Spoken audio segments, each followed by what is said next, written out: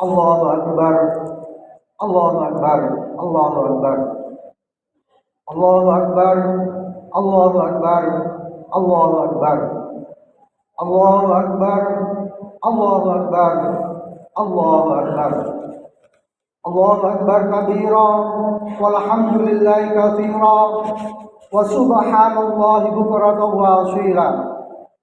La ilaha illallah wallahu akbar. Allahu akbar walillahil hamd. Alhamdulillahilladzi ja'ala lil muslimin Aidil Adha ba'da yaumi Arafah. Asyhadu an la ilaha illallah wahdahu la syarika lah wa asyhadu anna Muhammadan abduhu wa rasuluh.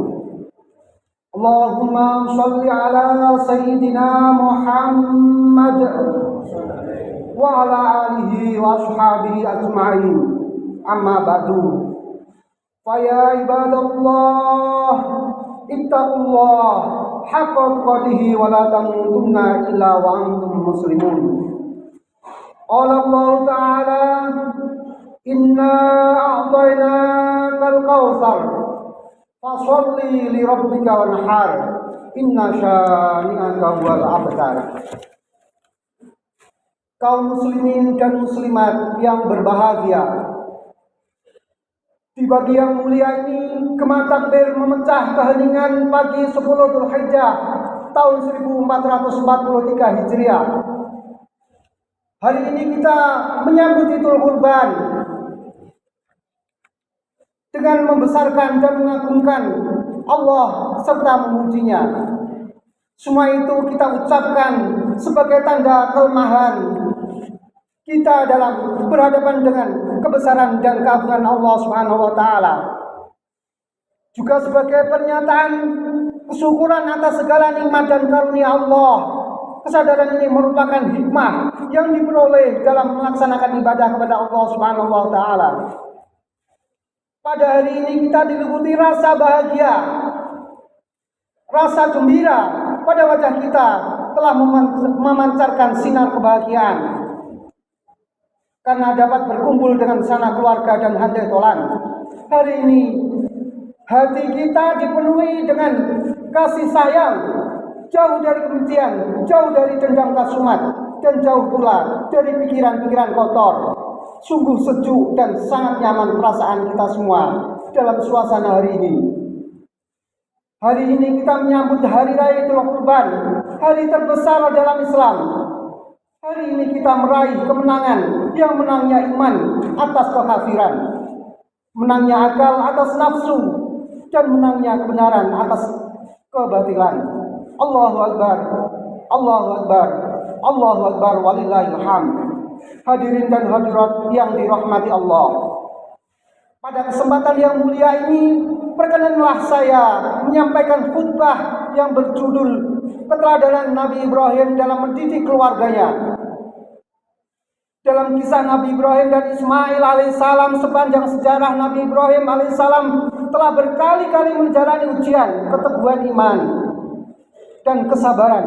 Namun dari sekian banyaknya ujian tersebut, yang beliau rasakan paling berat ketika beliau diperintahkan oleh Allah untuk menyembelih anaknya sendiri, yaitu Nabi Ismail alaihissalam, putra tunggalnya dari istri beliau yang bernama Siti Hajar, yang sebagaimana telah dikisahkan dalam Al-Quran dalam surat Asy-Syaffat.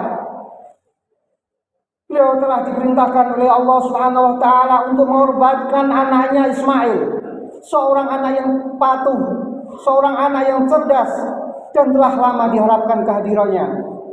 Ujian ini jelas sangat berat bagi yang setua Nabi Ibrahim alaihissalam. Allah berfirman, "Falamma balagha ma'u sa'ya qala ya bunayya inni ara fil manam inni adbahuka fanzur madza tara." Qala ya abati fa'al ma tu'maru satajiduni insyaallahu minasyabirin. Maka ketika anak itu telah sampai pada umur yang sanggup berusaha, maka Ibrahim datang kepada anaknya dan berkata, "Wahai anakku, aku bermimpi telah menyembelihmu bagaimana pandangan wahai anak? Lalu Ismail pun berkata kepada ayahnya, qala ya abati fa'al ma tu'maru satajiduni insyaallah minasyabirin. Wahai ayahku, jika itu perintah dari Allah, laksanakan, insya Allah engkau akan menemukan bersama orang-orang yang sabar. Allahu Akbar, Allahu Akbar, Allahu Akbar, walillahil hamd. Lalu dibawalah Nabi Ismail alaihissalam oleh ayahnya Nabi Ibrahim ke tempat di mana akan disembelih Ismail. Dan apa yang terjadi ketika Ismail diberabahkan di atas pangkuan ayahnya, lalu pisau itu yang sudah ingin merobek lehernya. Allahu Akbar, Allahu Akbar, Allahu Akbar, walillahil hamd. Inilah kejadian yang sungguh nyata. Allah menggantikan Ismail dengan seekor kibas, seekor hewan yang mana itu adalah domba kibas yang Allah gantikan di atas pangkuan Nabi Ibrahim alaihissalam. Peristiwa ini bersejarah yang dialami Nabi Ibrahim dengan putranya Nabi Ismail, serta didukung dengan kesabaran istrinya Siti Hajar yang telah memberikan contoh kepada kita semua bahwa hendaknya kehidupan rumah tangga harus dibangun dengan kekompakan dan kerukunan yang dilandasi dengan iman dan takwa, supaya kita dapat menempatkan ketaatan kepada Allah di atas segala-galanya. Sungguh perjalanan sejarah perjuangan Nabi Ibrahim yang menggambarkan kerukunan dan kebersamaan sebuah keluarga dalam menegakkan perintah Allah. Kiranya perlu diteladani adanya kesadaran berupa kesedihan untuk berkorban.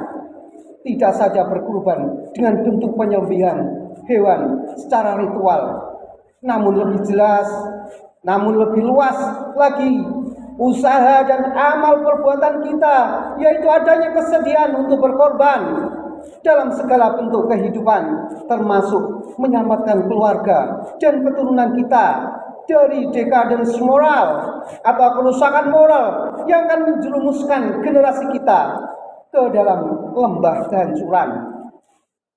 Dan semoga Allah Subhanahu wa taala meridhoi kita semua. Amin amin ya rabbal alamin. Jamaah yang dirahmati Allah Subhanahu wa taala, khususnya di zaman modern sekarang ini, di mana banyak orang secara sadar atau tidak sadar, jalan pikiran dan tindakan mereka dalam mengatur kehidupan rumah tangganya sudah sangat dipengaruhi oleh paham liberalisme, paham individualisme barat yang sekuler, sehingga hubungan antara suami istri, antara anak dan orang tua mengalami kerenggangan dari cenderung mengabaikan sopan santun serta melecehkan kebudayaan timur yang berakhlakul karimah. Cobalah kita perhatikan dengan mata hati dan akal pikiran yang jernih betapa pengaruh gaya hidup masyarakat dunia sekarang ini semakin materialistis, individualisme yang telah berhasil merusak tatanan keluarga di semua lapisan masyarakat kita yang mayoritas muslim. Ini bisa kita lihat dari gejala yang ada pada setiap keluarga di lingkungan kita sendiri dan corak kehidupan masyarakat kita secara umum yang lebih meniru gaya barat. Pengaruh barat, pengaruh budaya barat telah berhasil menjadikan renggang dan tidak lagi mengindahkan tata krama Islam yang mengatur adanya hak dan kewajiban antara orang tua dan anak secara seimbang. Oleh sebab itu, dalam konteks mencari hikmah Idul Adha pada hari ini, perlu kiranya kita bertafakur dan merenungi apa yang sebenarnya telah kita berikan kepada ibu bapak kita. Ini semakin banyak anak yang menyakiti hati orang tuanya, sehingga seringkali kita menjumpai orang tua yang mengeluh, menyesali tingkah laku anaknya. Jamaah yang dirahmati Allah, sehingga sekarang ini semakin banyak fenomena yang menunjukkan bahwa hancurnya perasaan seorang ibu yang dahulu mengandung anak-anaknya dan juga ayah yang mencarikan nafkah untuk menghidupinya. Akan tetapi bila usia senja mereka mendapat perlakuan kasar dari anak-anaknya yang sudah dewasa dan hidup berkeluarga, padahal dahulu mereka sangat dibanggakan dan disiapkan untuk mengurusinya. Tapi di hari tua yang mereka terima adalah perlakuan buruk, maka tentu saja hal ini akan sangat menyakitkan hati, apalagi kalau anak-anaknya merasa sukses lalu memandang rendah ibu bapaknya. Bahkan tidak sedikit ada anak yang setelah melihat kedua orang tuanya yang berusia lanjut lalu dengan tega menelantarkan mereka berdua. Ada sebuah kisah di zaman baginda Rasulullah SAW. Pada suatu hari ada seorang pemuda yang menghadap baginda Rasulullah SAW. Pemuda tersebut menggugat dan mengadukan ayah kandungnya karena ayahnya ini telah mengambil harta miliknya. Atas dasar pengaduan itu Rasulullah SAW memerintahkan agar sang ayah, sang bapak dihadapkan kepada beliau. Maka datanglah seorang ayah yang telah dilaporkan oleh anaknya sendiri. Dan anaknya mengatakan, "Wahai Rasul, ayahku senantiasa mengambil harta milikku tanpa seizin dariku. Ya Rasul, ayahku sering merampas harta bendaku, menculik dan merampok di dalam rumahku tanpa meminta izin dariku." Lalu datanglah seorang ayah yang sudah tua renta, yang sudah tak bisa lagi berdiri dengan tegaknya, yang hanya bisa dibantu dengan kekuatan tongkatnya. Rasulullah tak sadar meneteskan air mata, memandang seorang orang tua yang memang dalam keadaan sudah tua renta, tak sanggup lagi berdiri. Lalu ayah itu berkata kepada baginda Rasulullah SAW,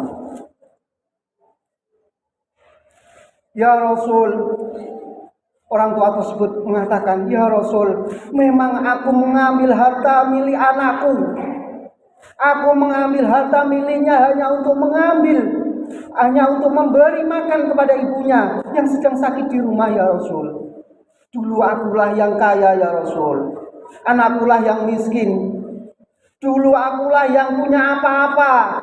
Anakkulah yang tak punya apa-apa. Dulu akulah yang hebat, ya Rasul. Anakkulah yang lemah.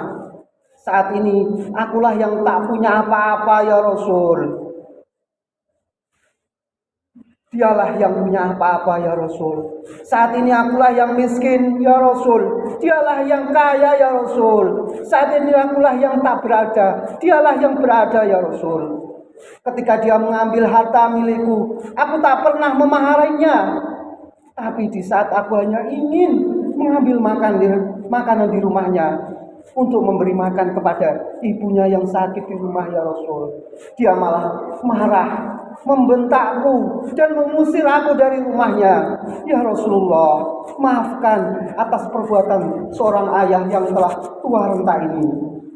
Bagaimana jawaban baginda Rasulullah SAW ketika melihat dan mendengar ucapan orang tua yang tak sanggup lagi berdiri, hidupnya pun melarat, tak punya apa-apa? Rasulullah yang terkenal sanubarinya yang hebat, akhlak budi pekertinya yang luar biasa, meneteskan air mata, memandangi kelakuan anaknya yang telah semena-mena terhadap orang tuanya. Ya Rasulullah menyampaikan di hadapan baginda itu, "Kamu dan hartamu adalah milik orang tuamu. Anta wa malika li abika." Kamu dan hartamu adalah milik orang tuamu.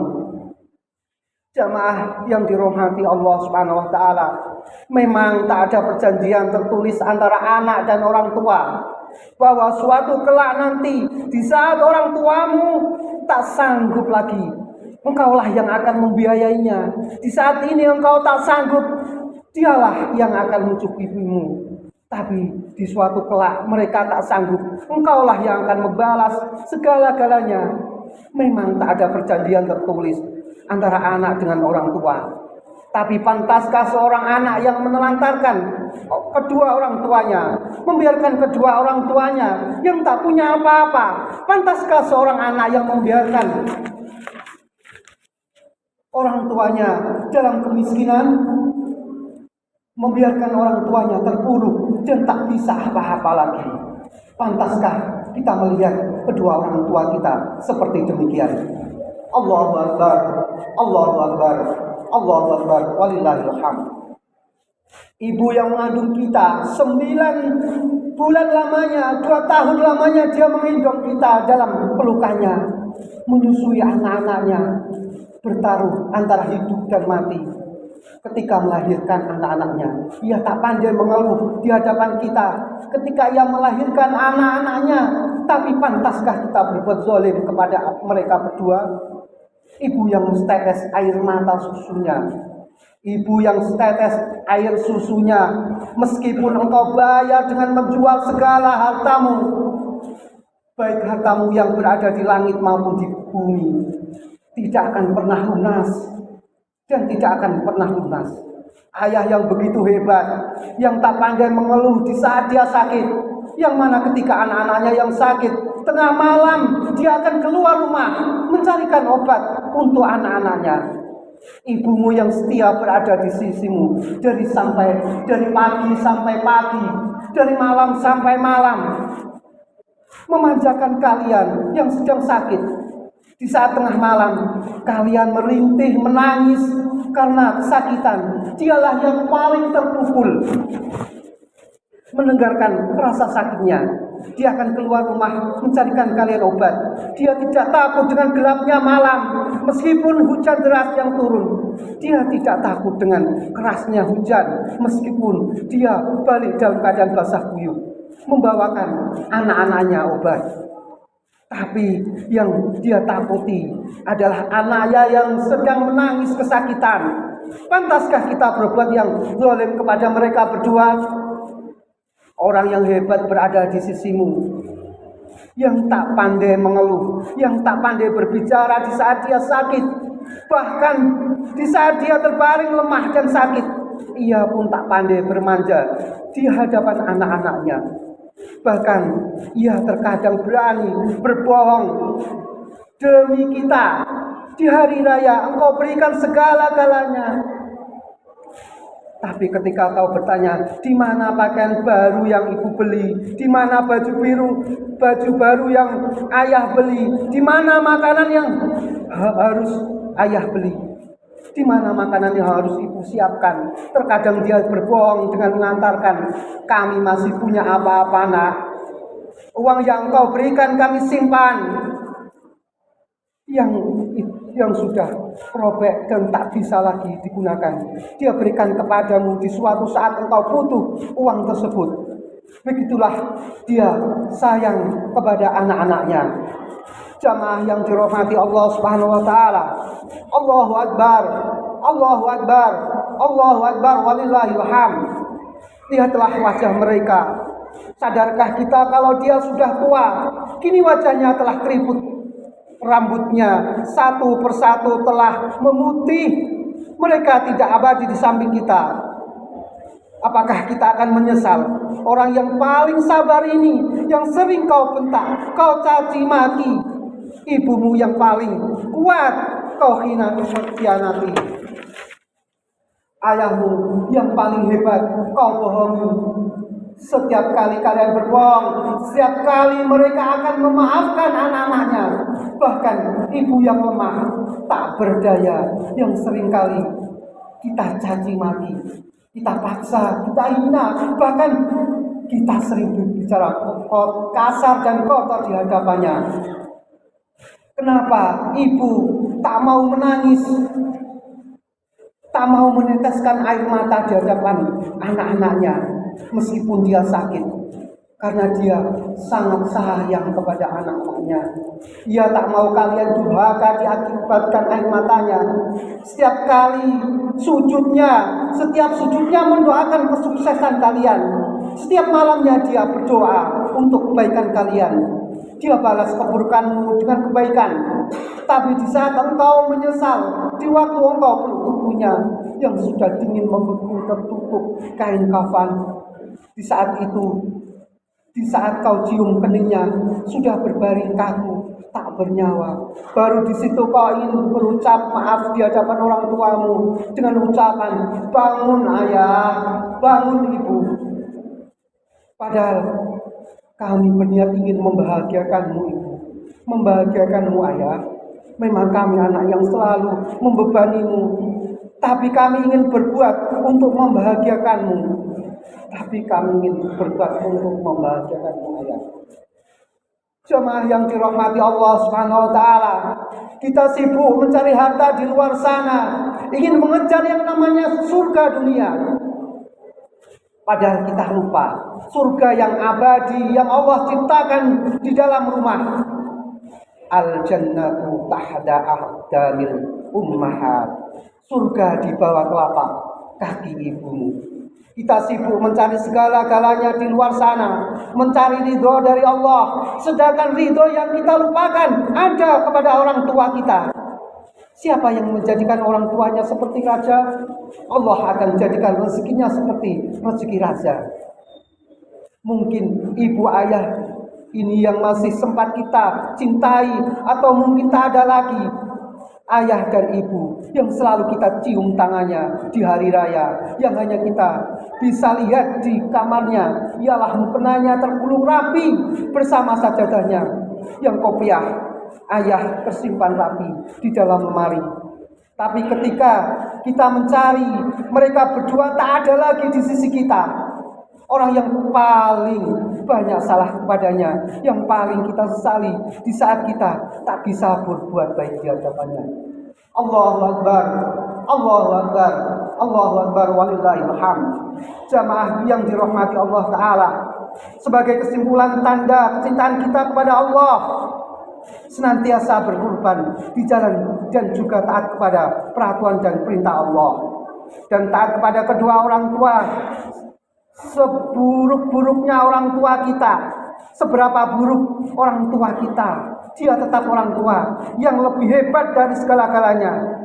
Orang yang senantiasa melindungimu, yang senantiasa hadir di pagi hari. Dia sudah siapkan sepedanya untuk mengantar kalian menuju ke gerbang sekolah untuk menuntut ilmu. Di hari itu dia tunggu kalian sampai pulang. Kita tak ada lagi ayah dan ibu yang kita cium tangannya, yang kita peluk tubuhnya, yang damai bersama pelukannya, yang damai dalam pelukannya. Insya Allah, semoga Allah senantiasa memaafkan segala kesalahan yang belum sempat kita ucapkan. Sekali lagi, semoga Allah senantiasa memaafkan segala kesalahan yang belum sempat kita ucapkan di hadapan mereka berdua. Amin amin ya rabbal alamin. Barakallahu li wa lakum fil Qur'anil azim wa nafa'ani wa iyyakum bima fihi minal ayati wa dzikril hakim. Wa taqabbal minni wa minkum tilawatahu innahu was-sami'ul alim. Fastaghfiru innahu wal ghafurur rahim. Allahumma shalli ala sayyidina Muhammad wa ala ali sayyidina Muhammad.